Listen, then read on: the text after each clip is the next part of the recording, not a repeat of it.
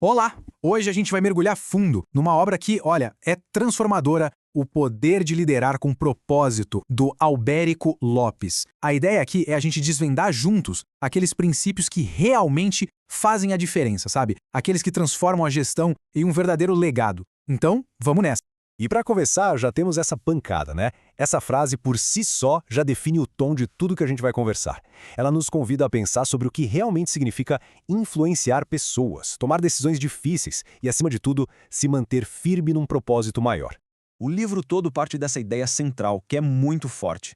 A gente vai ver como a sabedoria de líderes do passado se conecta perfeitamente com os desafios de hoje.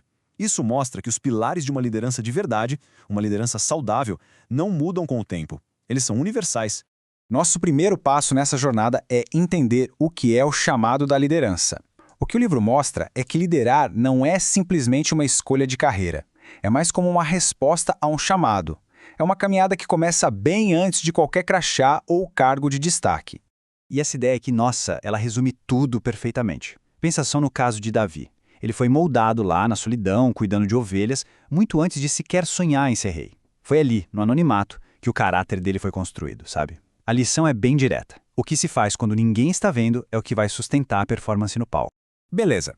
Agora vamos entrar numa parte bem interessante. Como os desafios, as dificuldades, na verdade, fortalecem. A grande sacada é que a crise não derruba um líder que está preparado. Pelo contrário, ela revela para todo mundo o caráter e a visão que já estavam ali, sendo construídos. Se a gente olhar para essa tabela, a gente percebe um padrão muito forte. O problema nunca é o mesmo, então a resposta do líder também não pode ser. Olha só, José, ele usou a visão de futuro para dar a volta por cima da traição. Neemias usou a empatia para levantar o que estava no chão. E o Daniel, ele usou a excelência, o trabalho impecável como uma proteção num lugar super hostil. Ou seja, o desafio pode mudar, mas é a base, o propósito, que dá a direção para a resposta certa em cada situação. E aí o livro traz essa reflexão que joga a bola para a gente hoje. A pergunta que fica é, qual é a prisão, qual é o desafio de agora que pode estar, na verdade, forjando a maturidade de um líder? É para a gente pensar, né? Ok, a gente falou de aguentar o tranco, mas agora vamos virar a chave. O foco muda de superar desafios para mobilizar pessoas. Porque, vamos combinar, uma coisa é aguentar a pressão. Outra, bem diferente, é fazer a equipe inteira se mover, criar aquela energia e levar todo mundo junto para frente. O caso da Débora é, uau, um estudo de caso sensacional de liderança sem ego. A força dela não vinha de dizer eu mando, mas sim de construir junto. Cada um desses 5 pilares que a gente vê aí, da sabedoria no dia a dia até ter um propósito claro, nada disso era para ela brilhar, era para fortalecer o time. É um modelo que funciona porque gera confiança, sabe? O foco está no objetivo de todo mundo, não no poder de uma pessoa só. E aqui a gente vê o que é deixar um legado na prática. Isso vem de uma inspiração de líderes como Barnabé, aquele que encorajava, sabe? Que ensinava que um líder de verdade não joga a gente fora. Ele descobre o potencial escondido. Paulo pegou essa lição e aplicou com uma visão de crescimento. O ponto-chave é esse. Ele investiu de propósito em formar outros líderes. Para quê? Para garantir que a missão não morresse com ele. Porque no final das contas, um líder que não forma sucessores, falhou. E essa pergunta, que vem direto da história de Paulo, é um verdadeiro chamado à responsabilidade. Ela faz a gente pensar que o sucesso de um líder não se mede só pelo que ele construiu, mas por quem ele preparou para continuar construindo depois dele. E tudo isso nos leva ao ponto mais alto do modelo de liderança que o livro apresenta. A gente já viu líderes que aguentam firme, que reconstroem, que multiplicam. Agora a gente chega a um modelo que, olha, vira de cabeça para baixo tudo que a gente costuma pensar sobre poder e autoridade.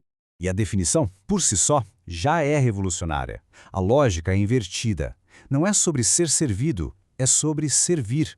A autoridade não vem do cargo, vem do serviço. A influência não é para controlar, é para curar, para restaurar. E o poder não é para guardar para si, é para se doar. E o legal é que isso não é só um conceito bonito, uma teoria. O livro mostra isso na prática, com exemplos da vida de Jesus. O gesto de lavar os pés dos discípulos, aquilo ali quebra qualquer ideia de hierarquia. A compaixão vira uma ferramenta de poder. Enfrentar o que é injusto é feito com firmeza, mas também com graça. E o sacrifício final, bem, se torna o maior exemplo de liderança que existe. Bem, Com tudo isso, a gente começa a juntar as peças, a amarrar as pontas. O foco agora é no que fica, no impacto que dura, no legado que uma liderança com propósito de verdade é capaz de deixar. E aqui está o grande resumo de tudo. A questão não é buscar a perfeição, porque, ninguém é perfeito. A busca é pela inteireza. É ser uma peça só. Foi isso que Salomão entendeu quando pediu sabedoria. E não poder. É sobre ter coerência total entre quem se é, o que se decide e o impacto que isso gera no mundo. É exatamente isso que constrói um legado. E para fechar, fica esta pergunta. Uma pergunta que provoca mesmo, que convida a gente a olhar para dentro. Porque no final do dia, quando a pressão aperta, quando as decisões são difíceis, o que sustenta as suas escolhas? Qual é a sua base? O seu alicerce?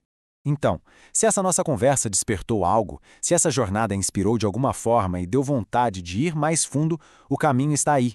O livro é um verdadeiro guia prático para tirar esses princípios do papel e colocar em ação no dia a dia. É esta aqui a obra que a gente explorou hoje. Uma fonte de inspiração para quem quer liderar, buscando não só resultados, mas significado. Foi um prazer ter a sua companhia nesta reflexão. Até a próxima.